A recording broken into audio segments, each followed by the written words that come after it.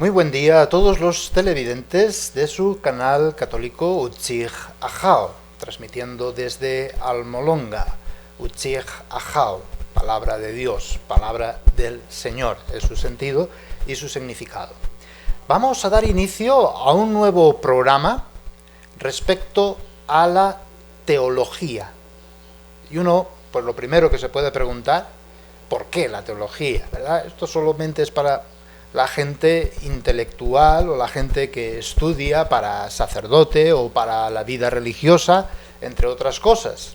Pero no, la teología es fundamental en nuestra fe, en la fe cristiana.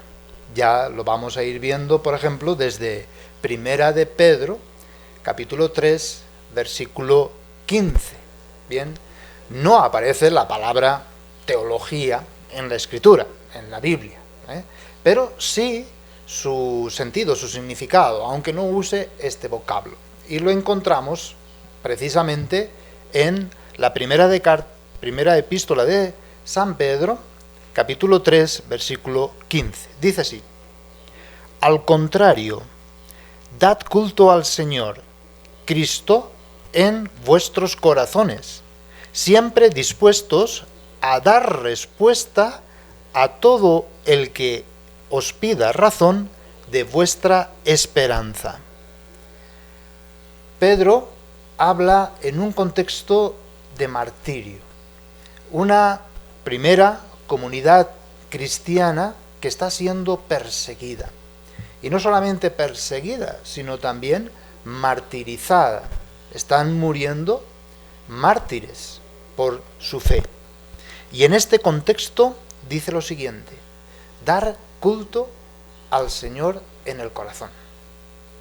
¿Y qué es? ¿Cómo dar culto a Dios en el corazón, en nuestros corazones?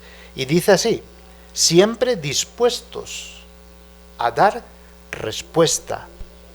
Siempre dispuestos a dar respuesta. Para yo poder dar respuesta, pues necesito un interrogante que me viene de fuera, en unas circunstancias, en unos momentos pues muy específicos. En este, del cual nos habla San Pedro, es un momento de persecución, un momento en que uno tiene que estar dispuesto y disponible a dar su vida por la fe, a dar su vida por lo que cree. Y fijémonos, dar culto al Señor en nuestros corazones significa pensar, reflexionar nuestra fe. Qué importante es esto: pensar y reflexionar la fe. ¿Cuál es el sentido? ¿Cuál es el significado de pensar la fe? Dar respuesta al que pida razones. Es decir, aquel que venga diciendo ¿y por qué? ¿Y qué?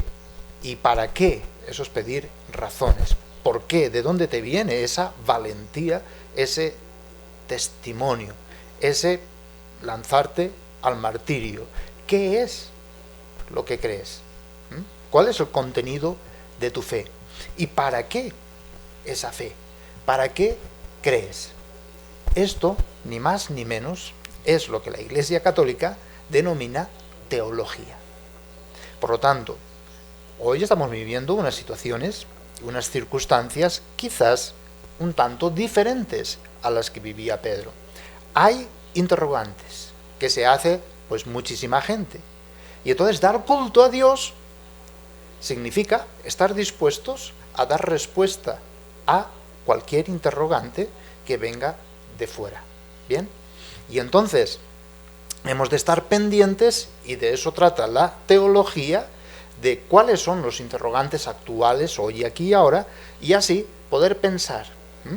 Y eso, pues todo bautizado está llamado a ser teólogo, es decir, todo bautizado está llamado a dar respuesta.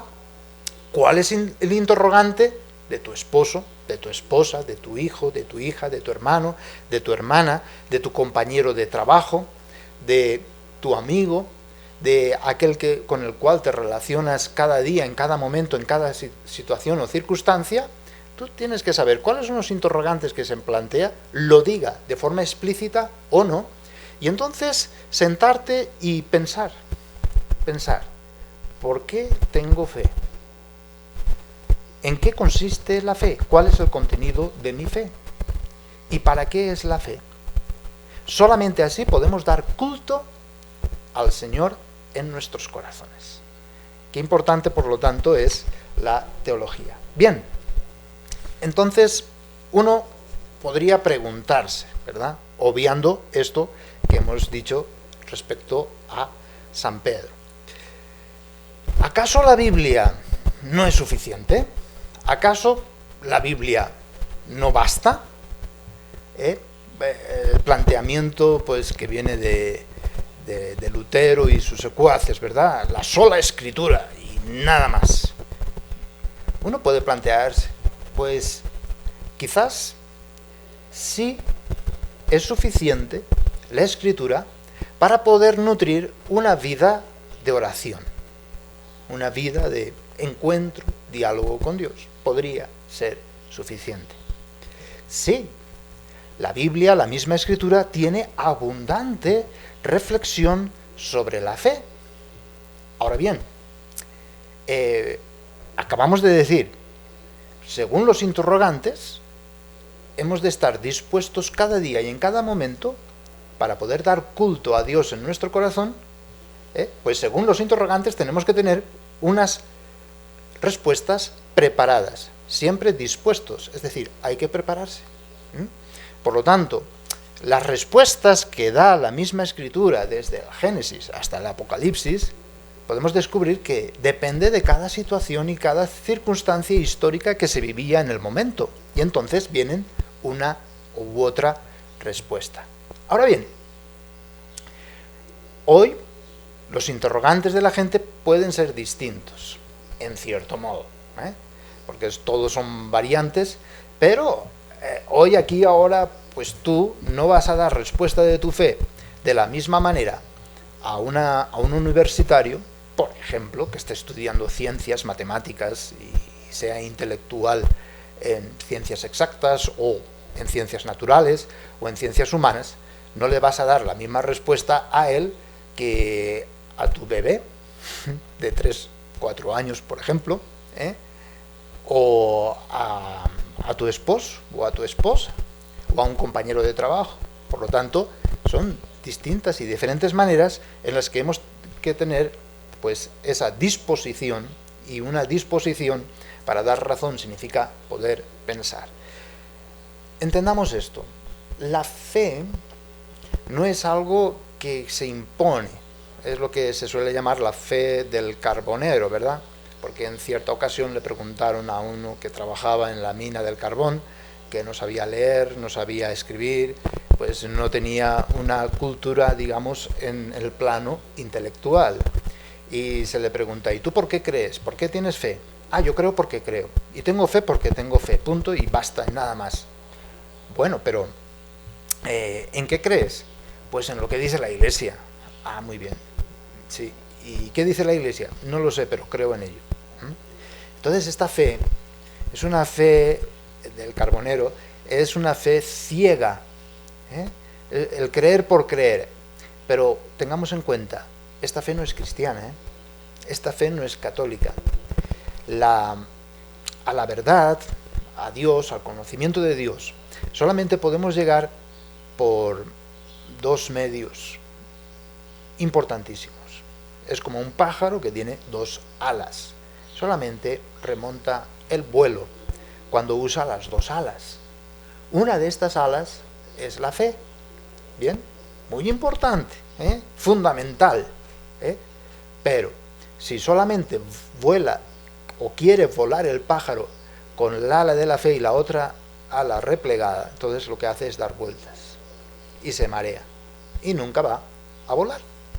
En cambio, cuando usa el otra ala, estamos poniendo este ejemplo, el ala de la razón, del por qué, del qué y del para qué, la fe, ¿verdad? Entonces cuando usa las 2 alas, entonces sí remonta el vuelo y vuela. Y entonces puede llegar a conocer la verdad, a conocer a Dios. Nosotros, por lo tanto, en la fe católica usamos la fe y la razón. Por eso el mismo Pedro dirá, dispuestos, es decir, preparados a dar respuesta a todo el que os pida razón de vuestra fe, de vuestra esperanza. Pedir razón. Por lo tanto, la fe tiene razones, tiene argumentos, ¿bien? Y se tiene que apoyar, la fe en la razón y la razón en la fe, para poder ver que nuestra fe es razonable. Esto es muy importante, sobre todo ante un ambiente que cae muchas veces en fideísmo. ¿Qué es eso del fideísmo?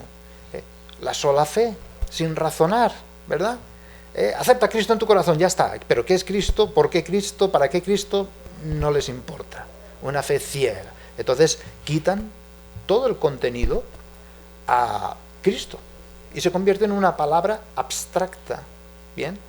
No, hay que preguntarse, ¿ese Cristo por qué? ¿Y qué es Cristo? ¿Y para qué Cristo?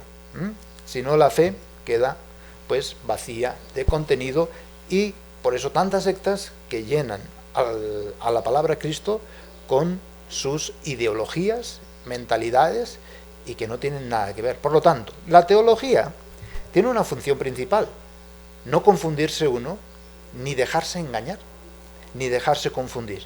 Por eso es tan importante la teología. Y desde el principio estamos diciendo, todo bautizado está llamado a ser teólogo.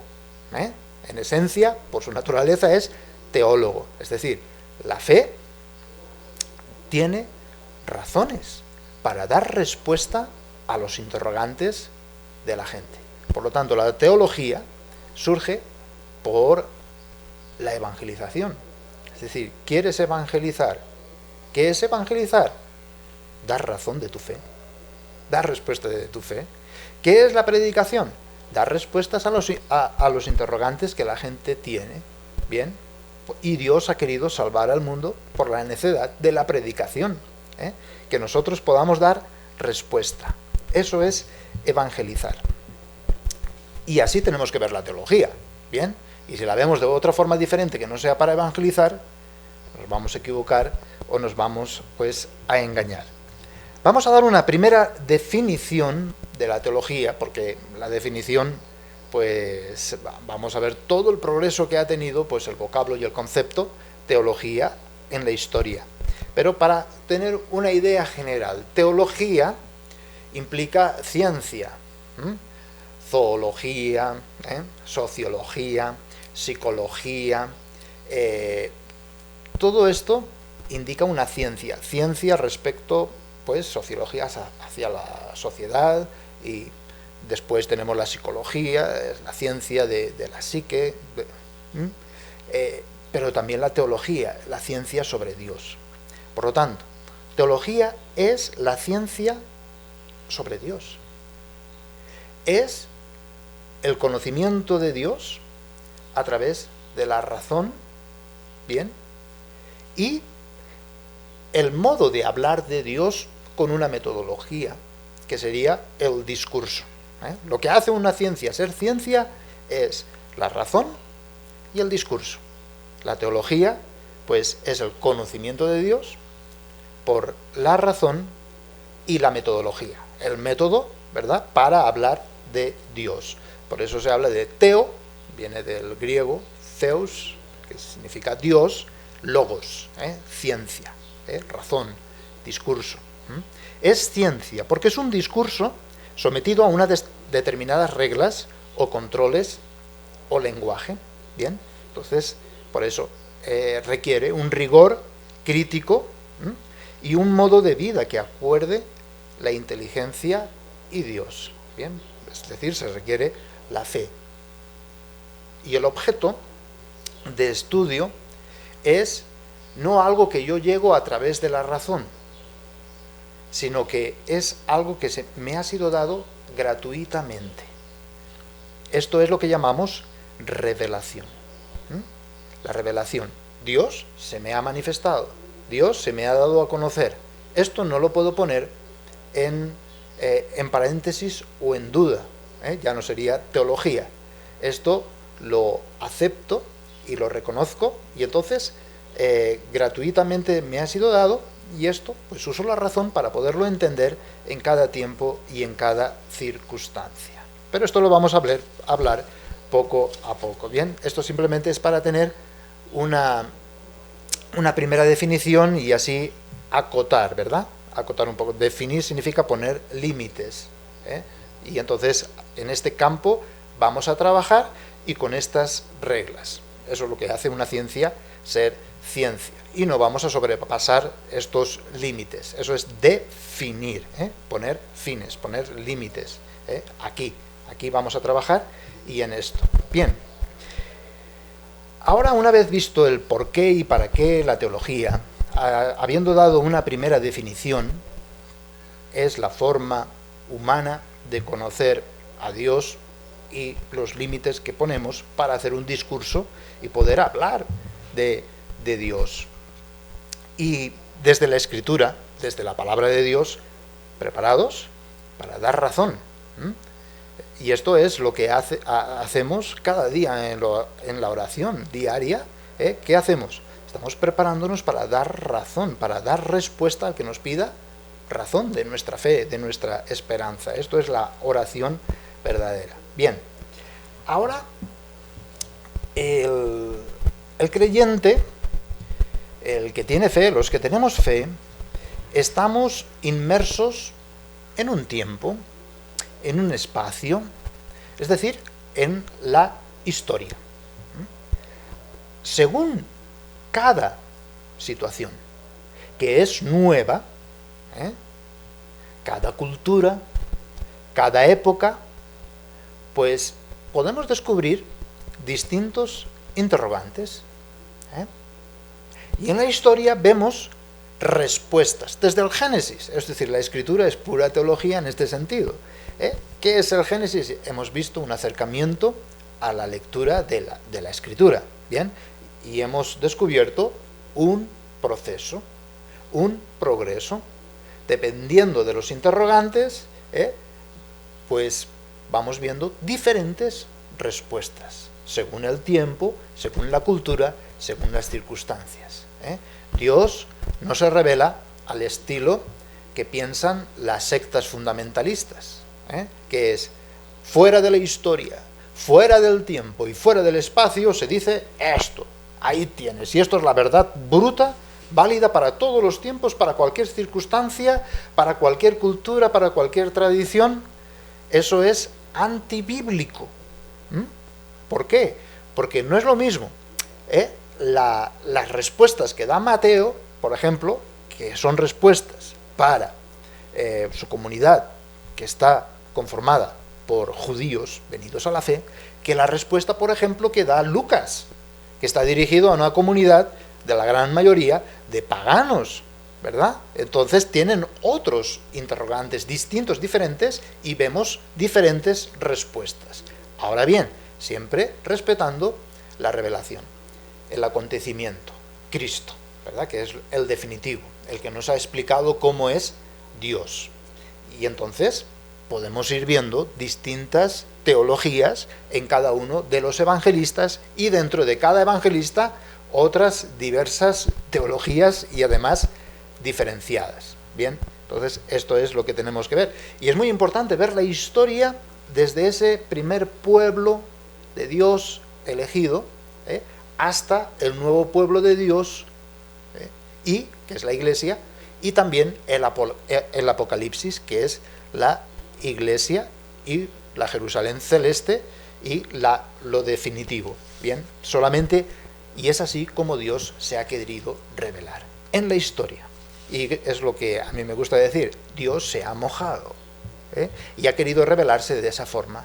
No de una forma impositiva, desde arriba, de arriba, abajo, sino de una forma histórica. Es decir, que deja nuestra libre voluntad en el recorrer la historia para poder llevar un diálogo amoroso con Él, cada día, en progreso, en proceso. Es decir, no es lo mismo lo que un niño entiende a lo que un adulto puede comprender. Hay un proceso, hay un progreso, y Dios ha querido manifestarse así, abriendo los oídos para que escuchemos su palabra cada día. Y no nos lo dice todo de una vez por todas.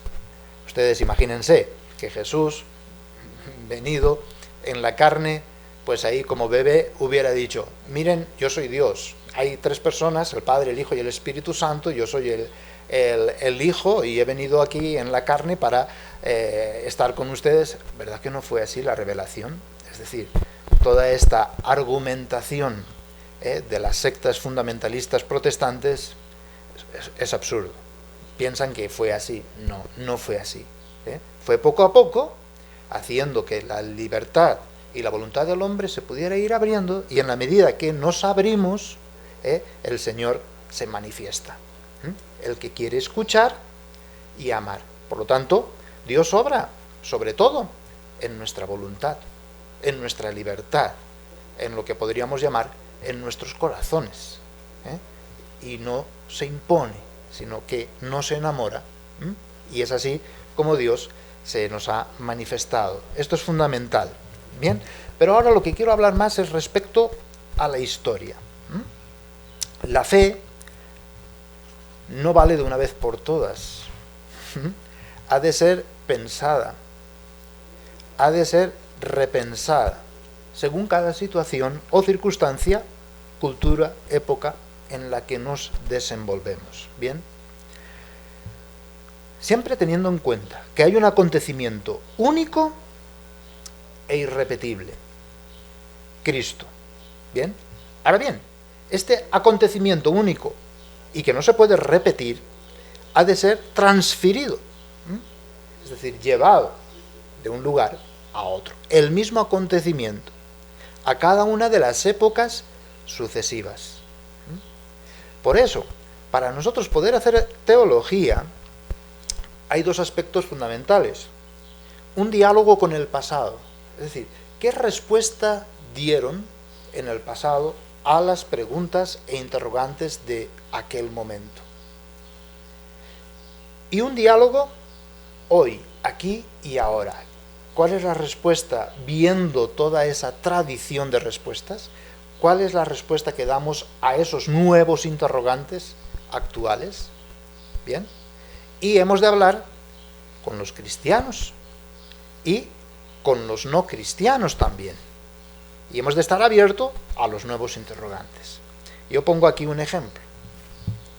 Benedicto XVI, no quiero comparar papas, pero Benedicto XVI, por ejemplo, dio unas respuestas maravillosas, excelentes y extraordinarias a los interrogantes, sobre todo de la cultura occidental, sobre todo de una cultura más bien desde la filosofía griega, desde el pensamiento y el discurso alemán, porque él era alemán, ¿verdad?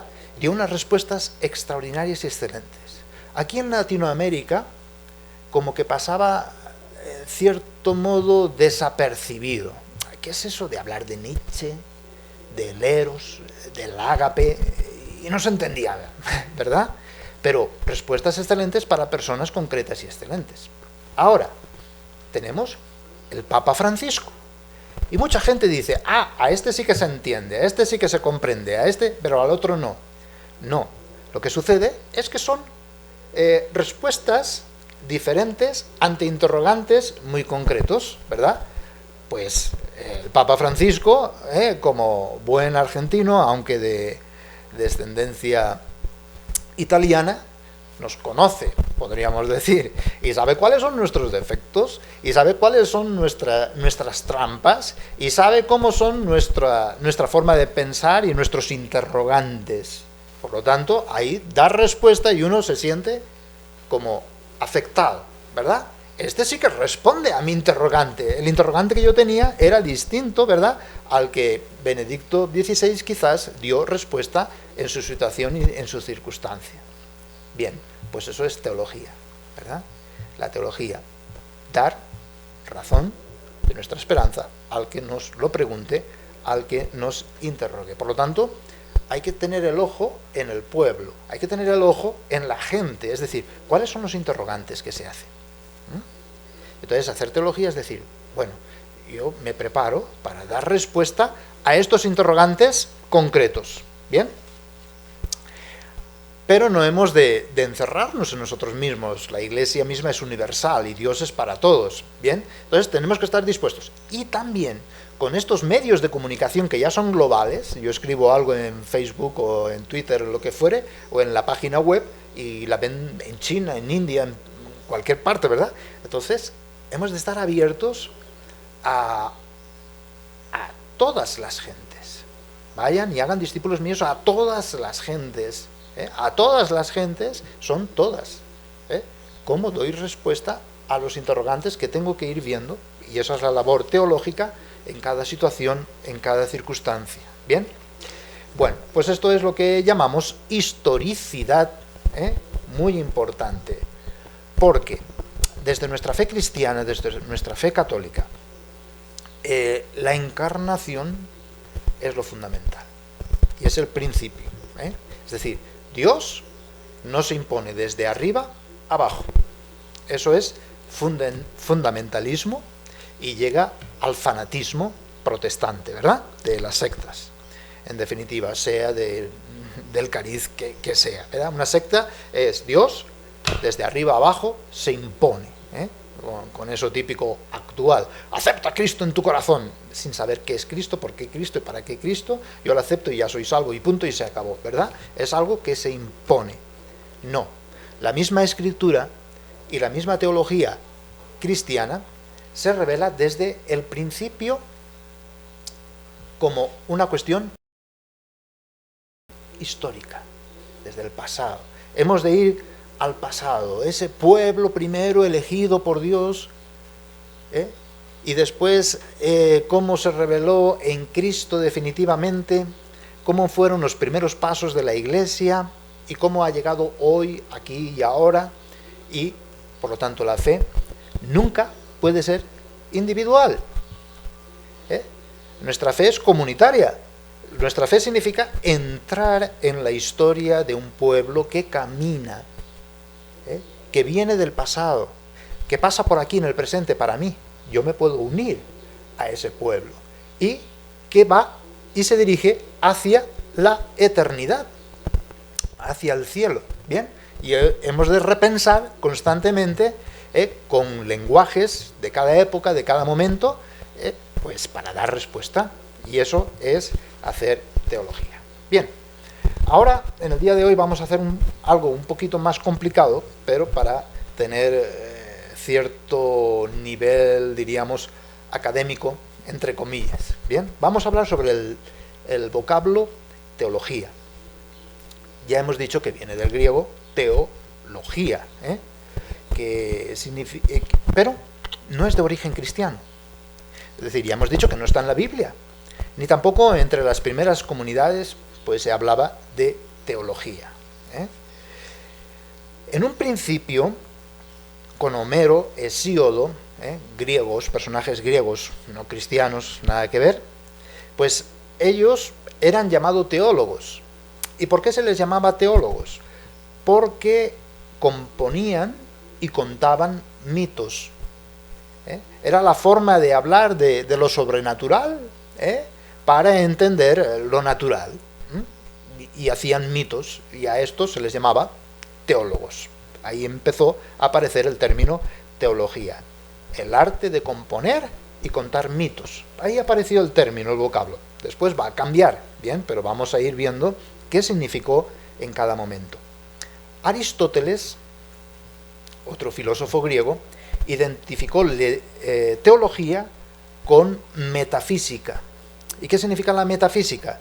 Es la filosofía que no cambia, la filosofía perenne, la que explica lo que va más allá de lo físico, de lo material, ¿verdad? Lo meta, más allá, física, más allá de la física. Entonces, identificaba teología como metafísica. Esto después será recogido por Santo Tomás de Aquino, ¿verdad? Los estoicos griegos, un grupo de los griegos, que eran los que empezaron la filosofía, diríamos, le dieron un sentido ya religioso. Ya va cambiando la forma de entender la teología. Es decir, la razón que discurre y explica a Dios. La razón que discurre, la razón que intenta explicar la realidad de Dios. Bien, eso es lo que decían. Fue adoptado el término por los cristianos. El primero que adoptó el término fue Clemente de Alejandría.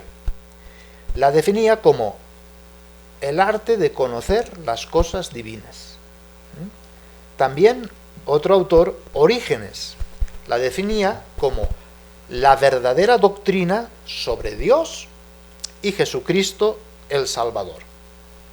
Después, Eusebio de Cesarea fue el primero en decir, Juan el Evangelista fue el primer teólogo, y su evangelio lo definió como la doctrina verdadera sobre Dios.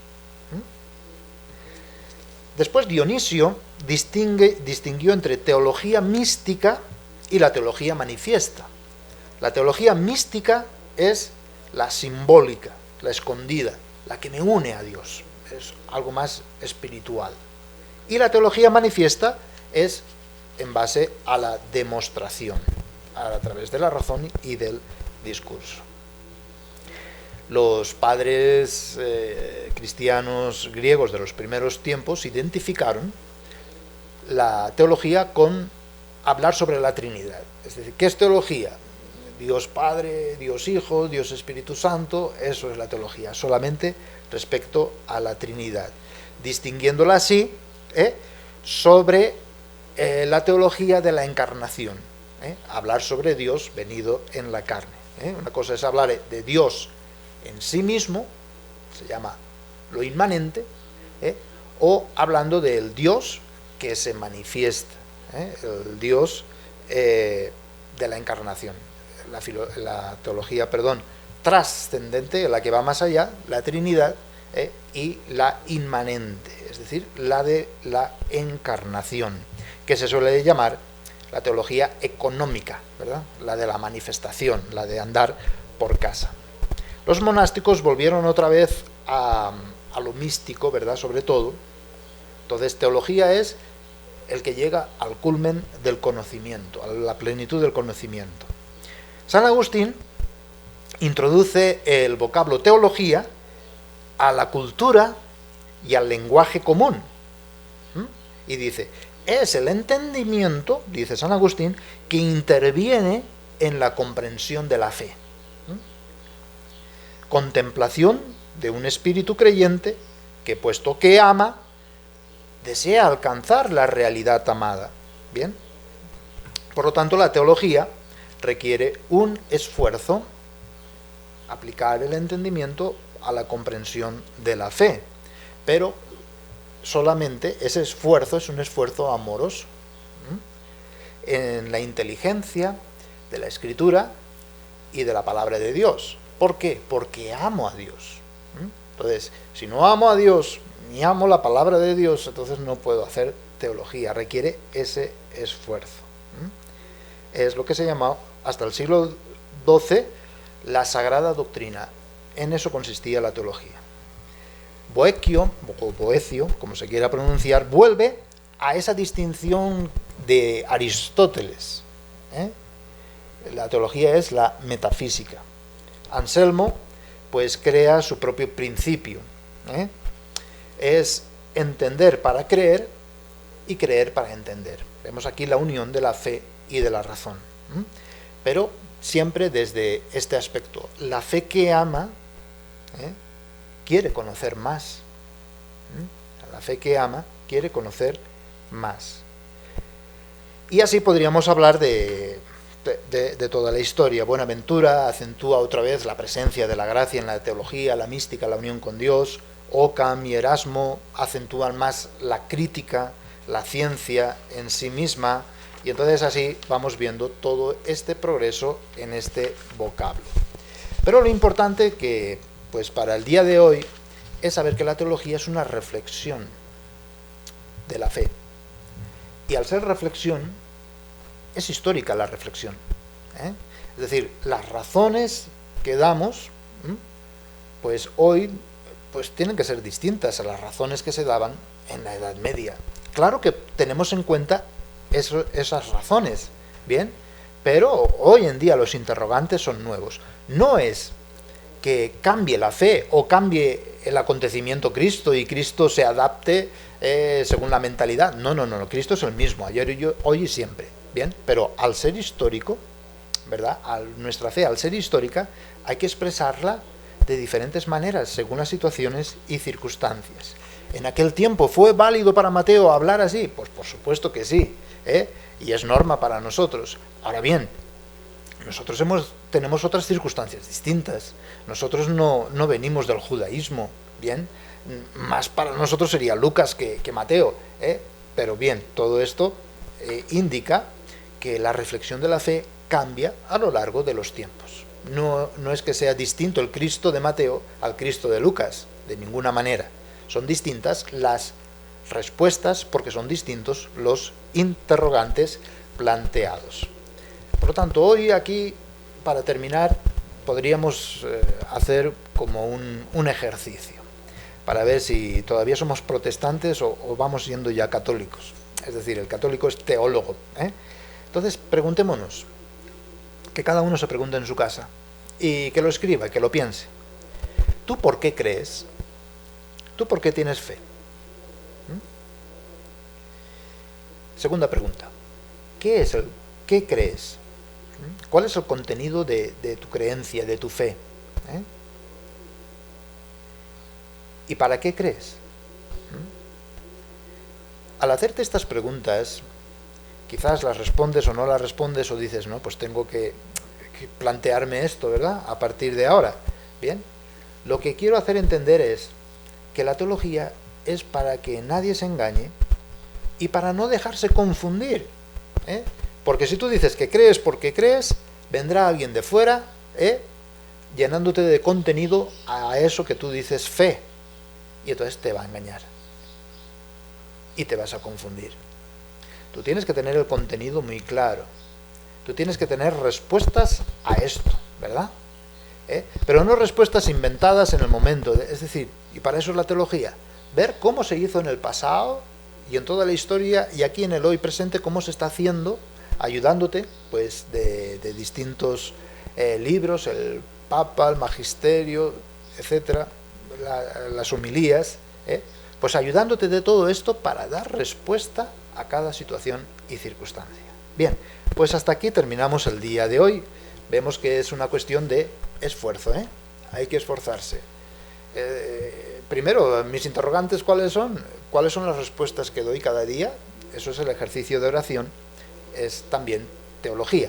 Pero para evangelizar, porque la teología no sirve por sí misma, sino es para la evangelización. Así nació en la Iglesia Católica y así continúa siendo. Bien, entonces para poder evangelizar y con fuerza, hemos de estar dispuestos, hemos de estar preparados para dar razón de nuestra esperanza, para dar razón de nuestra fe, no dejarnos engañar, ¿verdad?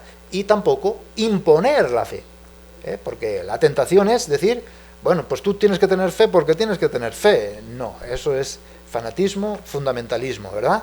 Sino que hay que razonar hasta llegar al corazón de cada una de las personas, a su libertad, a su voluntad, y llamarle la atención y dar respuesta a eso que se está preguntando. Muy bien, muchísimas gracias por su atención y seguimos viéndonos en su canal católico Utzig Ahau.